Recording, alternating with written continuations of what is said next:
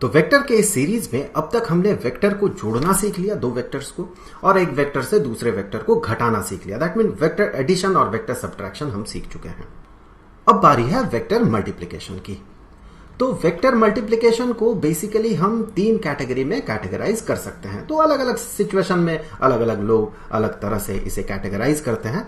तो फिलहाल हमें मुद्दे से मतलब है, फिलहाल हम इसे सबसे पहले तो तीन कैटेगरी में कैटेगराइज करेंगे।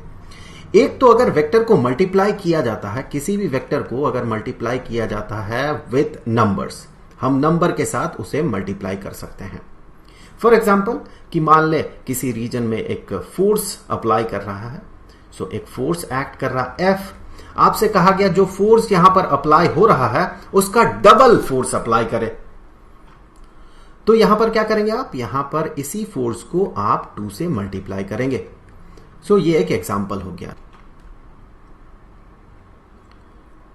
अगर इसका जो रिजल्ट होगा वो रिजल्ट मान ले कि कहा गया 2 से मल्टीप्लाई करें एक फोर्स को, तो आपको क्या मिलने वाला है। अगर आप एक फोर्स को डबल कर देते हैं तो उसका जो आउटपुट होगा, जो डबल करके बनेगा, वो क्या बनेगा, वो तो फोर्स ही होगा।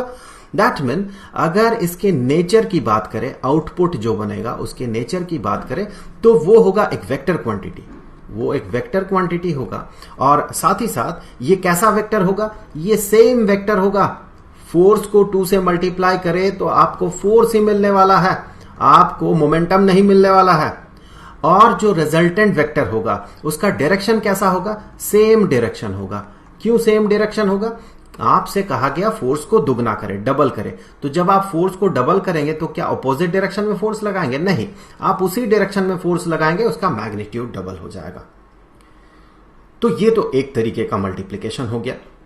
अब अगर दूसरे तरीके का मल्टीप्लिकेशन देखते हैं तो हम कहेंगे विथ स्केलर्स। अगर हम एक वेक्टर को स्केलर से मल्टीप्लाई करते हैं, स्केलर क्वांटिटी से, तो ये भी एक तरीका हो गया मल्टीप्लिकेशन का। एक एग्जांपल देख लेते हैं इसका कि अगर मान ले कि कहा गया कि एक ऑब्जेक्ट एक सर्टेन मोमेंटम से मूव कर रहा है। हो सकता है ये सारी चीजें आपके लिए अभी क्लियर ना हो क्योंकि आप शुरुआत कर रहे हैं 11th के, मोस्ट प्रोबेबली, तो कुछ कुछ चीजें हो सकता है क्लियर ना हो। धीरे धीरे ये क्लियर हो जाएगा। जितना आप समझ पा रहे हैं समझे, जितना याद रखना चाहते हैं याद रखें। तो मान ले एक पार्टिकल एक सर्टेन मोमेंटम से मूव कर रहा है, इस पे एक फोर्स लगा, आप इस पे इस डायरेक्शन में एक फोर्स लगा रहे हैं, फोर्स है मान ले F, और ये आप डेल्टा T समय तक ये फोर्स लगा रहे हैं, इतने समय तक फोर्स लगा रहे हैं। तो चूंकि हमें पता है कि फोर्स जो होता है, ये फोर्स होता है change in momentum, change in momentum with respect to time. That mean हम कह सकते हैं rate of change in momentum, unit time में मोमेंटम में कितना चेंज होगा वही होता है फोर्स। अगर फोर्स कांस्टेंट रहे तो, कांस्टेंट फोर्स की हम बात कर रहे हैं। तो इस स्थिति में आप देखें, अगर फोर्स को आप टाइम के साथ, कितनी देर तक वो फोर्स अप्लाई किया उस टाइम के साथ अगर मल्टीप्लाई करें तो आपको मिलेगा चेंज इन मोमेंटम। तो ये एक एग्जांपल हो गया कि चेंज इन मोमेंटम जो है ये बराबर होता है, हम क्या कर रहे हैं देखें, फोर्स को, एक वेक्टर क्वांटिटी को हम मल्टीप्लाई किसके साथ कर रहे हैं, हम मल्टीप्लाई कर रहे हैं टाइम के साथ। ये टाइम क्या है, टाइम एक स्केलर क्वांटिटी है। तो ये एक ऐसा एग्जांपल हो गया जब हम एक वेक्टर को एक स्केलर क्वांटिटी के साथ मल्टीप्लाई कर रहे हैं। अगर इसके नेचर को देखें, जो आउटपुट होगा, देखें फोर्स एक वेक्टर क्वांटिटी है, इसे हमने स्केलर के साथ मल्टीप्लाई किया तो आउटपुट हमें वेक्टर ही मिलने वाला है। सो आउटपुट जो है उसका जो नेचर होगा ये होगा वेक्टर क्वांटिटी। साथ ही साथ देखिए जो वेक्टर हमें मिल रहा है, हम एक स्केलर को जिस वेक्टर के साथ मल्टीप्लाई कर रहे थे, हम टाइम को किस वेक्टर के साथ मल्टीप्लाई कर रहे थे, फोर्स वेक्टर के साथ मल्टीप्लाई कर रहे थे। आउटपुट जो है क्या ये फोर्स है, नहीं, ये फोर्स नहीं है, ये चेंज इन मोमेंटम है। तो यहां पर आपको जो वेक्टर मिलने वाला है आउटपुट में, ये सेम वेक्टर नहीं होगा, ये डिफरेंट वेक्टर होगा।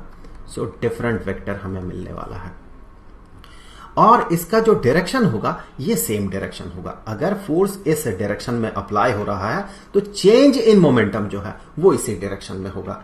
भले ही फाइनल मोमेंटम उस डायरेक्शन में ना हो, ये आपका इनिशियल मोमेंटम इस डायरेक्शन में है, चेंज इन मोमेंटम अगर इस डायरेक्शन में होगा तो फाइनल मोमेंटम कुछ ऐसे इस डायरेक्शन में होगा। तो ऑब्जेक्ट मान ले यहां तक पहुंच गया, फिर आप देखेंगे इसका मोमेंटम इस डायरेक्शन में होगा, कुछ ऐसे इस डायरेक्शन में होगा।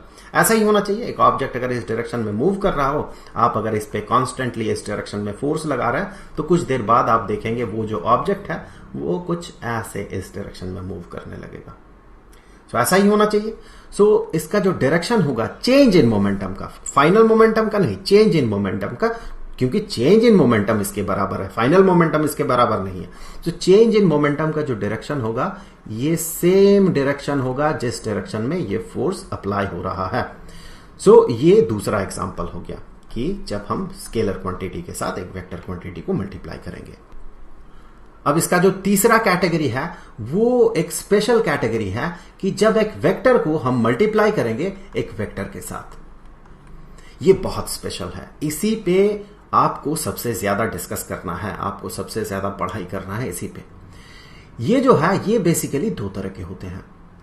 दो वेक्टर्स जब हम मल्टीप्लाई करेंगे, देखिए एक वेक्टर को हम वेक्टर के साथ जब मल्टीप्लाई कर रहे हैं, दैट मीन दो वेक्टर्स को मल्टीप्लाई कर रहे हैं, ये दो तरह का होता है। एक तो होता है dot multiplication, so dot multiplication, और दूसरा होता है क्रॉस मल्टीप्लीकेशन।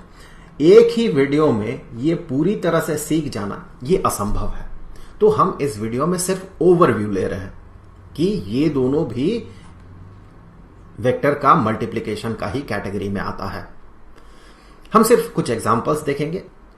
हो सकता है जिन चीजों के बारे में हम बात करेंगे वो आपके लिए बिल्कुल नया हो, तो उम्मीद न हारे, आगे चल के हम और भी इस पर डिस्कस करने वाले हैं, काफी डिस्कशन होने वाला है। फिलहाल तो एक ओवरव्यू ले लेते हैं।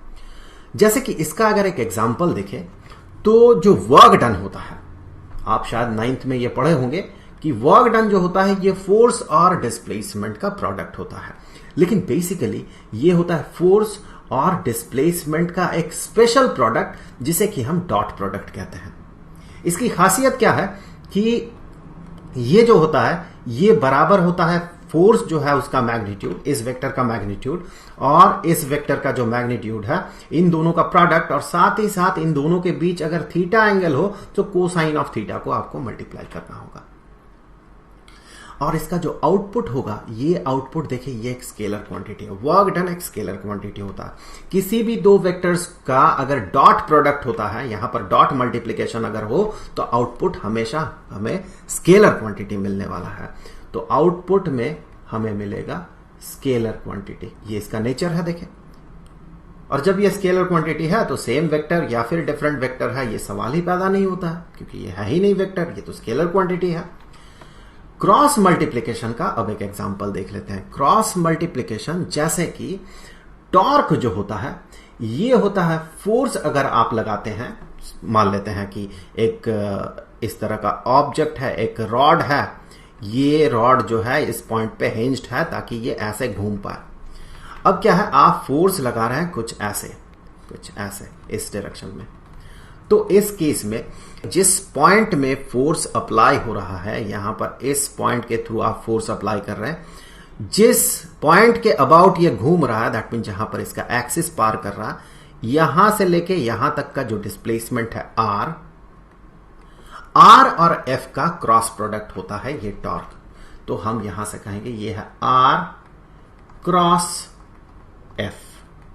अगर इसका मैग्नीट्यूड देखें तो आप पाएंगे ये बराबर होगा इसका मैग्नीट्यूड, पहले वेक्टर का मैग्नीट्यूड जो कि है आर, इंटू दूसरे वेक्टर का मैग्नीट्यूड जो कि एफ है, into sine of angle between them, इन दोनों के बीच जो एंगल है। सो यहां पर ये जो एंगल है इन दोनों के बीच, ये एंगल मान ले थीटा है। यहां पर देखें इसका जो आउटपुट होता है टॉर्क जो है, ये एक वेक्टर क्वांटिटी है। तो क्रॉस मल्टीप्लिकेशन में हमें आउटपुट जो मिलता है ये मिलता है एक वेक्टर क्वांटिटी। और इसका नेचर कैसा होता है, इसका नेचर होता है, ध्यान से देखें, ये जो वेक्टर है, ये जो वेक्टर है, ये वेक्टर बिल्कुल अलग वेक्टर है। तो हम कहेंगे हमें आउटपुट में डिफरेंट वेक्टर मिलता है, डिफरेंट वेक्टर। और इसका जो डायरेक्शन है वो डायरेक्शन ना तो इस डायरेक्शन में होगा ना ही इस डायरेक्शन में होगा। यहां पर देखें ना आर के डायरेक्शन में होगा ना एफ के डायरेक्शन में होगा, ये एक स्पेशल डायरेक्शन में होगा। ये आर और एफ दोनों पे परपेंडिकुलर होगा। तो अगर इस स्क्रीन के प्लेन में F एक्ट करे और R का भी डायरेक्शन इसी स्क्रीन के प्लेन पे हो, तो फिर इसका जो डायरेक्शन होगा R क्रॉस F का, वो होगा स्क्रीन से नॉर्मली आउटवर्ड्स हमारे तरफ। जो भी है, इन सब चीजों पे हम आगे काफी बात करेंगे। फिलहाल के लिए इसका जो डायरेक्शन है ये मैं लिख दे रहा हूं, ये डिफरेंट डायरेक्शन होगा, सेम डायरेक्शन नहीं होगा, डिफरेंट डायरेक्शन होगा जो आउटपुट होगा, दैट मीन टॉर्क का जो डायरेक्शन है। तो इस तरह से हमने देखा कि वेक्टर मल्टीप्लिकेशन की अगर बात हो तो हम इसे बेसिकली 3 कैटेगरी में कैटेगराइज कर सकते हैं। कांस्टेंट नंबर के साथ हम इसे मल्टीप्लाई कर सकते हैं, स्केलर क्वांटिटी के साथ हम इसे मल्टीप्लाई कर सकते हैं, या फिर वेक्टर क्वांटिटी के साथ हम इसे मल्टीप्लाई कर सकते हैं। जबकि वेक्टर क्वांटिटी के साथ हम इसे 2 तरह से मल्टीप्लाई कर सकते हैं, एक को डॉट मल्टीप्लिकेशन कहा जाता है, दूसरे को क्रॉस मल्टीप्लिकेशन कहा जाता है। आगे हम इन सब चीजों में और भी काफी बात करेंगे।